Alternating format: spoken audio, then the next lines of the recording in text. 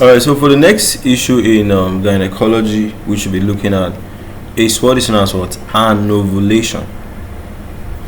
Anovulation. So what is it? You know, no, anovulation just simply means what? Ovulation is ovulation. Once you put "a" to some word, it means an absent. To me, that's how I just understand it. So anovulation just have to do with the ovary is failing to release an egg, during the menstrual cycle. Normal menstrual cycle should go on peacefully, and the ovaries should give us one egg, right? That the sperm could possibly fertilize.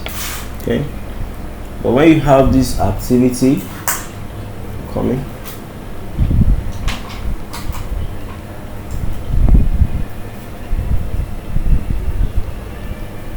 when you have this activity being disrupted, so it's a major cause of infertility and can also lead to what? Irregular or absent menstrual periods. Okay, so what happens during this anovulation?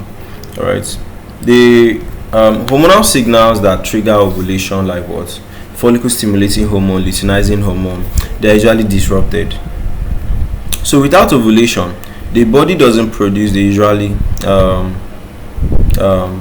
usual surge in what? Progesterone, which affects, or this actually affects menstrual cycle. So so they might you might still experience bleeding, but it's not actually true what? Period.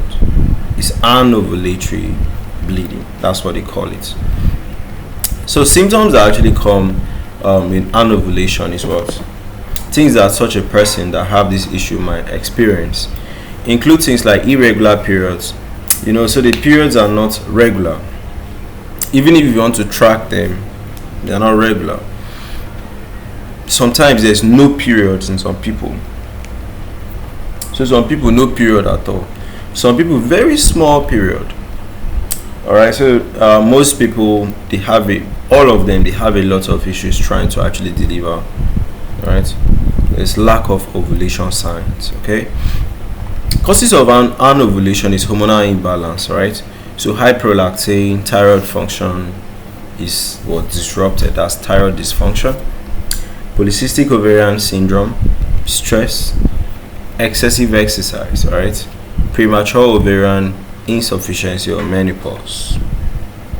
Medications like hormonal birth control or steroids, all of this could make what? The ovaries not be able to produce an egg.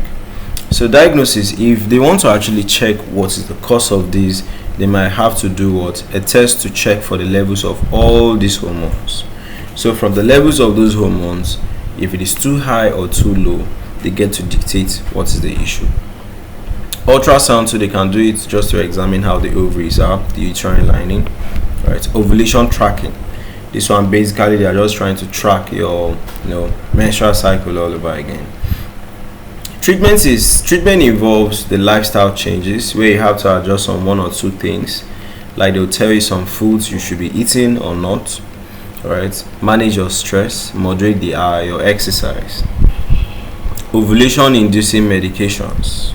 All right, so they can give you some drugs that can induce ovulation, formation of eggs. Clomiphene citrate, follicle stimulating hormone, human chorionic gonadotropin.